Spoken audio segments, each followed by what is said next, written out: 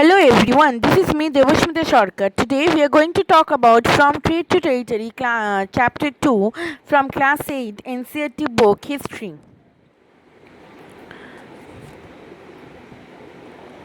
Aurangzeb was the last of the powerful Mughal ruler. After that, there are Mughal rulers, but they were not as powerful as Aurangzeb, Akbar, Shah Jahan, Barbar, Humayun, Jahangir. He established control over a very large part of the territory that is now known as India. After his death in after his death in 1707, many Mughal governors, such as which are known as Subedars and big zamindars, began asserting with their authorities and establishing regional kingdoms. As powerful regional kingdoms emerged in various parts of India, Delhi could no longer function as an effective center. After the powerful regional kingdom emerged in various parts of India after Aurangzeb died, Delhi Delhi no longer functioned as an effective center. By the second half of the 18th century, however, a new power was emerging on the political horizon. This is the British. We all know that that before 1945, the Independence Day, we were ruled by Britishers, Britishers, and many of our freedom fighter had lost their life to get independence from this British. So, in this chapter, we will try to know that the British how the did you know that the British originally came as a small trading company and were reluctant to acquire territories? How then did they come to be masters of a vast empire?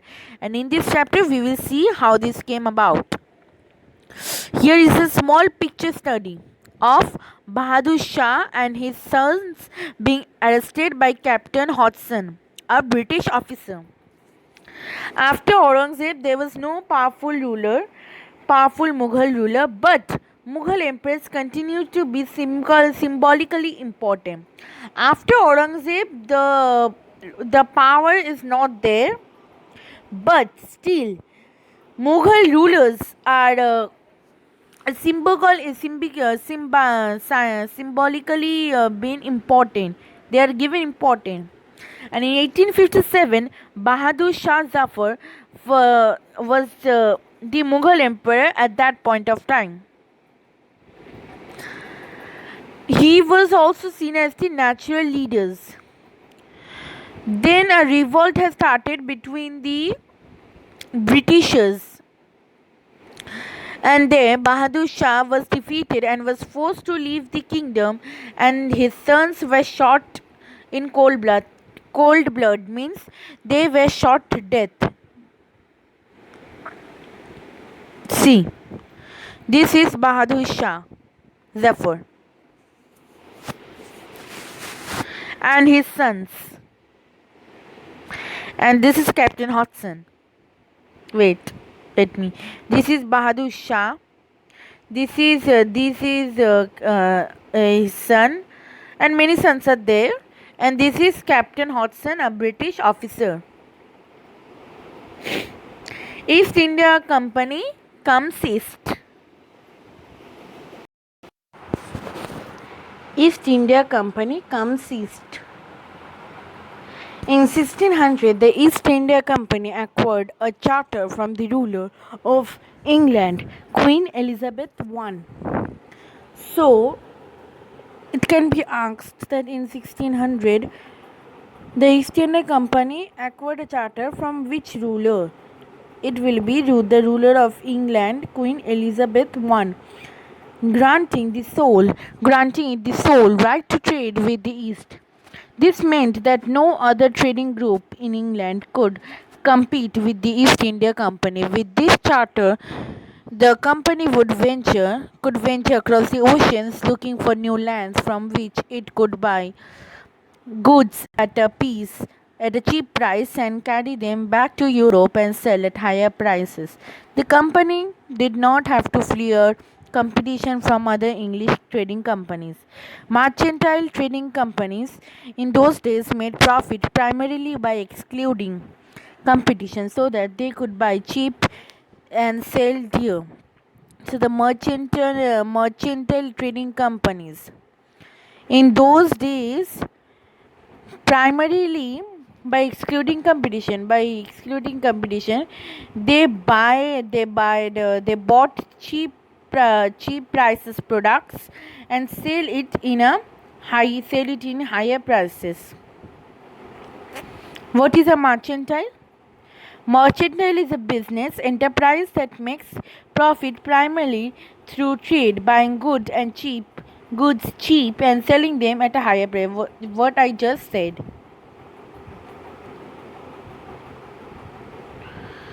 The Royal Charter, however, could not prevent other European countries from entering the eastern market. By the time the first English ships sailed down the west coast of Africa round the Cape of Good Hope and established their presence in the coast of India, and crossed the Indian Ocean. The Portuguese had already established their presence in the western coast of India and had their base in Goa. So the eastern markets had gone through. The English ships had sailed down to the through the west coast of Africa, round the Cape of Good Hope, crossed the Indian Ocean, but they were late. The Portuguese had already established their presence in the western coast of India and had their base, the main, in Goa. In fact, the first person who discovered the sea route to India in 1498 was Vasco da Gama. He was a Portuguese explorer. By the early 17th century, the Dutch too were exploring these possibilities of trade in the Indian Ocean, and soon the French traders joined them.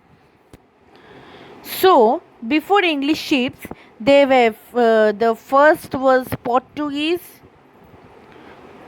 then is the Dutches, and then French, and then English ships means Europeans. The problem was that all the companies were interested in buying the same thing. The fine qualities of cotton and silk produced in India had a big market in Europe. Paper, cloves, cardamom, and cinnamon too were in great demand. Competition amongst the European companies inevitably pushed up the prices at which these goods could be purchased, and this reduced the profits that could be earned. So, all the companies had come, the Dutch, the Portuguese, the French, the European, all had come, but the main problem was that all are interested in buying the same thing, the fine qualities of cotton and silk. The silk produced the fine qualities of cotton, and the silk produced in India had a big market in Europe. Means the the fine qualities of cotton and silk that were produced in India were sold by the Europeans in their country in higher prices. The paper, cloves, cardamom and cinnamon too were in great demand by the companies. Then a competition arrived amongst the European companies, and all pushed up the prices so that they could purchase the good, but doing this, the profits had reduced. The only way by which they could flourish was eliminating the rival competitors. And for this, a fierce battle between the trading companies had started. through the 17th and 18th centuries, they regularly sank means where through 17th and 18th century when the companies